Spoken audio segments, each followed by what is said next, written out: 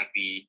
Dan hari ini kita nak bantu orang juga, Coach, dengan mengupas dua topik daripada NLP untuk pelajar. Dan saya kira saya sendiri sangat teruja dengan buku ini dan saya rasa Coach Suzana pun memang teruja dengan buku ini, betul?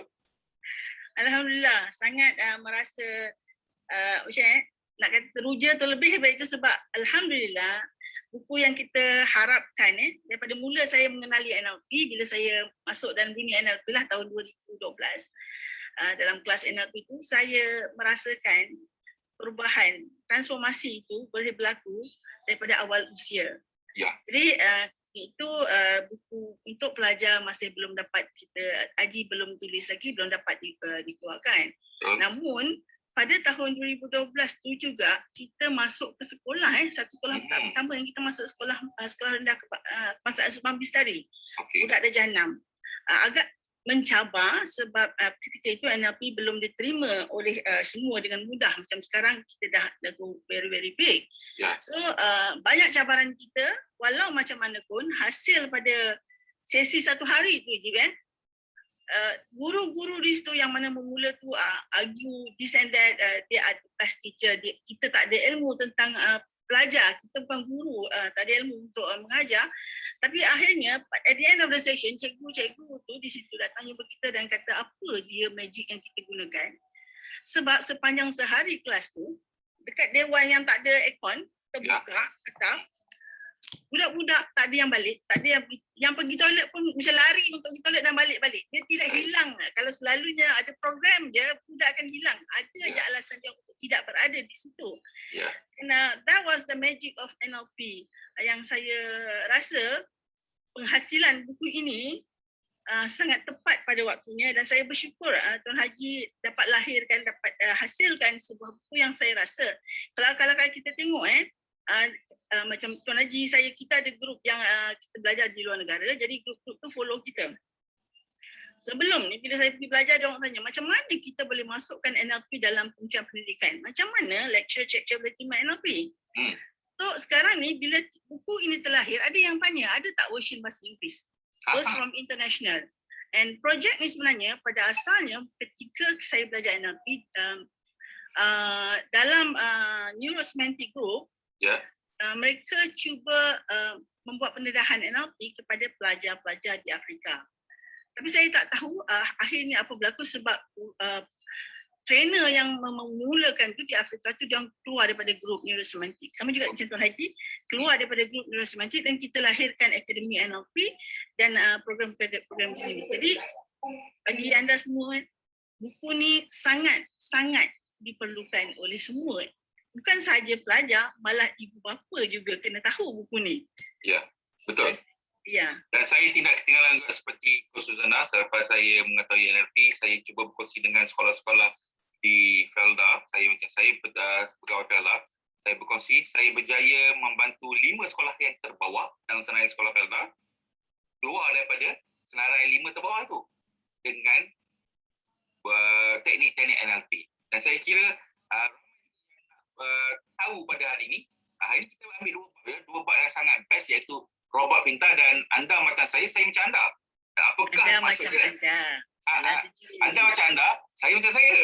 Saya tak tahulah kan.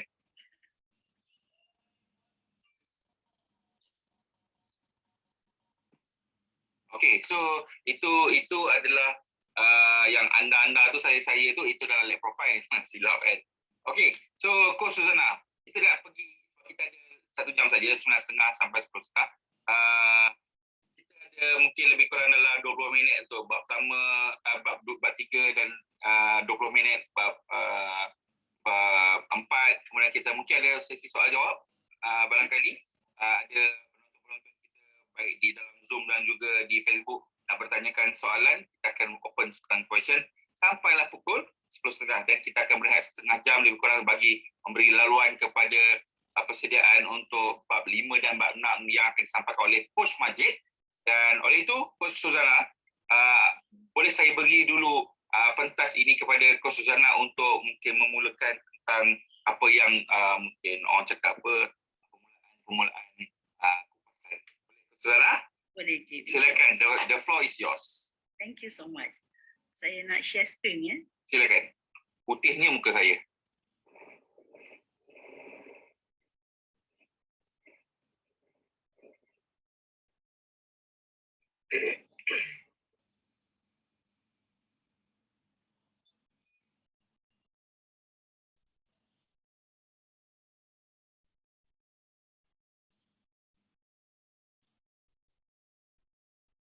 Okey. Selamat pagi semua yang ada pada sesi hari ini. Alhamdulillah. Saya adalah orang yang kedua selepas Tuan Haji untuk mengupas buku ini. Alhamdulillah ya. Sebelum kita teruskan perjalanan, kita nak kenal sikit topik hari ini yang akan cover adalah topik 3 dan 4. Saya nak anda duduk tegak, rehatkan badan anda, tarik nafas dan lepas nafas selesa. Bawa diri anda dalam keadaan yang sangat selesa. Dan I want you to think of a time that you are learning best. Masa anda belajar, guru yang paling anda suka atau lecturer yang paling anda suka? And go back to that. Close your eyes. Remember the time that you were learning so best. Anda belajar dengan terbaik. Anda dapat dengarkan suara guru anda yang terbaik. Anda rasa sangat teruja, rasa sangat teronok. Dan anda ingin tahu. Lagi ingin tahu. Lagi cikgu tu bercakap, lagi anda rasa ingin tahu. Ingin tahu. Dan anda rasa sangat teruja bila anda melalui pembelajaran ini. Tarik nafas dan lepas nafas. Boleh buka mata anda. Alhamdulillah. Okey. So, bagi yang dah kenal, saya Coach Suzana Jaafar. Bagi yang belum kenal, bagi yang belum kenal, saya adalah Coach Suzana. Saya adalah Master Trainer NLP, lahir khususnya daripada Akademi NLP Malaysia. Mungkin trainer pertama yang dilahirkan oleh Akademi NLP. Dan insyaAllah saya akan kupas tajuk buku ini daripada tajuk bab 3 dan bab 4. Okay. Bab 3 tentang robot yang pintar. Bab 4, anda macam anda, saya macam saya. Ramai saya nampak trainer kat sini, and then mungkin ini bukan perkara yang baru bagi anda, tapi bagi yang tak pernah dan belum pernah melalui proses belajar NLP, so this is the best part. Robot yang pintar ni is about ourselves. This is the best part. So,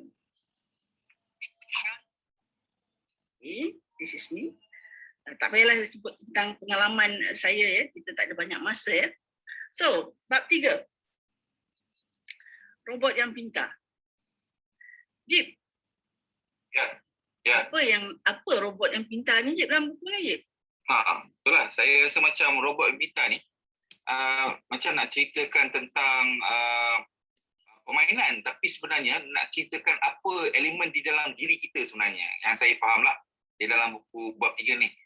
Kalau saya boleh pertanyakan pada Kosu lah. Dan juga mungkin orang lain lah boleh jawab kan dalam chat Coach Haso. Apakah perkara yang kalau rosak lah benda tu dalam badan kita ni, maka tak boleh lah semua. Jalan kita seperti manusia biasa. Apakah benda itu kan? Itu adalah jawab juga. Cuba jawab sikit dalam komen ke, dalam chat ke. Ada tak? Apakah perkara yang kalau rosak dalam diri kita ni kan? Dia menyebabkan diri kita ni tak boleh berjalan dengan benda lain. Dengan betulnya. Ada Muhammad Minda lagi.